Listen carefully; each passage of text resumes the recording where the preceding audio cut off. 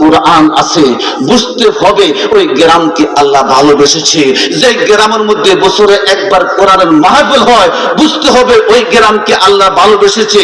যে গ্রামের মধ্যে প্রতি বছর 2-4 জন ছাত্রকে পাগড়ি পরিয়ে পুরস্কৃত করা হয়, বুঝতে হবে ওই গ্রামের মধ্যে আল্লাহ পাকের খাস রহমত আছে, তার মধ্যে কোনো সন্দেহ। সুতরাং এমন একটি প্রতিষ্ঠানকে আপনারা মন দিয়া, জান দিয়া ভালোবাসতে রাজি আছেন? জোরে বলেন রাজি আছেন? জোরে বলেন রাজি আছেন? আল্লাহ পাক রব্বুল আলামিন তার মহব্বত কি 100 ভাগে ভাগ করেছে। কত ভাগ? আওয়াজ করে বলেন।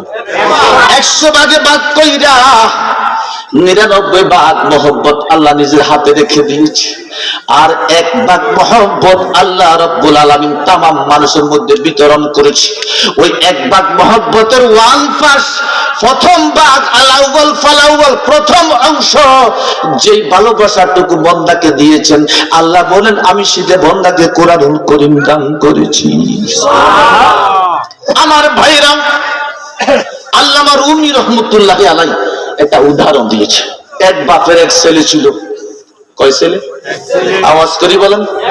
1 ছেলে ছিল। তো বাপ সন্তানকে নসিহত করেছে, খবরদার আমার বাড়ির সামনে একটা ডালিম গাছ আছে, এই গাছটা কাটিস না, এই গাছের গোড়ায় পানি দিবি, এটাকে পরিচর্যা করবি, কারণ এটা আমাদেরকে ফল দেয়, এটা আমাদেরকে অক্সিজেন দেয়, এটা আমাদেরকে জ্বালানি দেয়, এটা আমাদেরকে খাদ্যের অভাব পূরণ করে, এটা আমাদের পরিবেশ রক্ষা করে, এটা আমাদেরকে নানান ঝামেলা থেকে মুক্তির ব্যবস্থা করে। বাবা খবরদার এই গাছের গোড়ায় কুঠাল বসাবি। বাপ মারা গেল, ছেলে মোড়াম ঘরের থেকে একটা কুঠাল নিয়া গাছের গোড়ায় কুঠাল বসিয়ে গাছটাকে কাইটা সমুদ্রে ফেলে দিয়েছে। নাউজুবিল্লাহ। পরের দিন রাত্রে একটা বিষাক্ত সাপ আইসা তার মুখের মধ্যে দংশন করে তাকে দুনিয়া থেকে বিদায় করে দিয়েছে। মা কাঁদতেছে, তোর না তোর বাপ নিষেধ করেছে গাছের গোড়ায় কুঠাল দিস না, গাছের গোড়ায় পানি দে, গাছকে পরিচর্যা কর, গাছকে ভালোবাস, গাছকে আদর কর, গাছকে যত্ন কর। যদি এই গাছকে যত্ন করতে ভালোবাসতি, বিষাক্ত সাপ আমাদের ঘরে আসতো না, বিষাক্ত সাপ আমাদের গ্রামে আসতো না, বিষাক্ত আযাব আমার ঘরকে দংশন করতো না। আজকে গাছের গোড়ায় কুঠাল দিয়েছো, এই বিষাক্ত সাপ তোমাদের দংশন করেছে। অনুরূপ ভাবে এলাকার মাদ্রাসাগুলা, নুরানি মাদ্রাসাগুলা, হেফজখানাগুলা হলো ওই ডালিম গাছের মতো। যতদিন এই গাছকে পরিচর্যা করব, যতদিন এই গাছের গোড়ায় পানি দিব, যতদিন এই গাছকে ভালোবাসবো, ততদিন আসমানি জমিনি সুনামি কোন আযাব আমাদেরকে ক্ষতি করতে পারবে।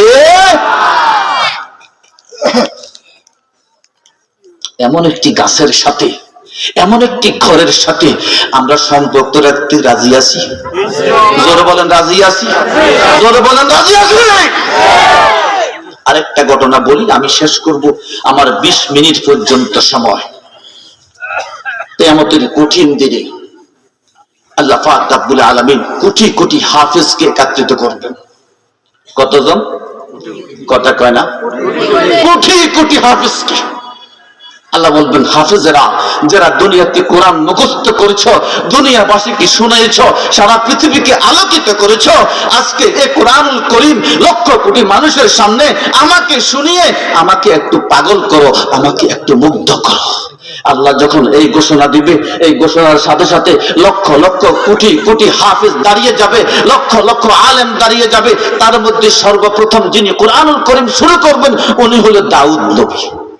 সুবহানাল্লাহ। কোন নবী? তেলাওয়াত করবি, আর-রহমান। আল্লাহু আকবার। আল্লামাল কুরআনা খালাকাল ইনসান। এইভাবে তেলাওয়াত করতে করতে সমস্ত হাসরবাসী পাগল হয়ে যাবে, মুগ্ধ হয়ে যাবে। তেলাওয়াত এক পর্যায়ে আল্লাহ রাব্বুল আলামিন বলবেন, যারা আমাকে কোরআনুল কারীম তেলাওয়াত করে আজকে শুনেছ, যারা আমাকে কোরআন শরীফ তেলাওয়াত করে করে আমার কুদরতি কলজাকে ঠান্ডা করেছো, যারা কোরআন করিম তেলাওয়াত করে করে আজকে হাসরবাসীকে পাগল করে দিয়েছো, তোমাদের কাছে আমার একটি প্রশ্ন, কয়টি কয়টি কয়টি? এরে তেলাওয়াতকারীরা, এরে হাফেজেরা, তোমরা তোমাদের পিতা মাতাকে কোটি কোটি মানুষের মধ্যে চিনবা। তারা বলবে রাব্বুল আলামিন আমাদের পিতা মাতাকে চিনব। তারা বলবে আল্লাহ রাব্বুল আলামিন বলবে তোমাদেরকে যারা দান খয়রাত করেছে, আলেম হওয়ার জন্য সহযোগিতা করেছে, তোমাদের মাদ্রাসা প্রতিষ্ঠার জন্য মাগরিবের পর থেকে মাহফিলের শেষ পর্যন্ত স্টেজে বসে আছে, সামিয়ানার নিচে বসেছিল, ওই লোকগুলাকে চিনবা কিনা? হাফেজরা ডাক দিয়ে বলবে রাব্বুল আলামিন যারা আমাদেরকে সাহায্য করেছে, যারা আমাদেরকে সহযোগিতা করেছে, যারা আমাদেরকে ভালোবেসে, অবশ্যই লোকগুলাকে চিনবো। আল্লাহ ডাক দিয়া বলবে ও হাফেজরা রে, আমি প্রত্যেককেই জান্নাতের 10টি বিষয় তোমাদেরকে দিয়ে দিলাম।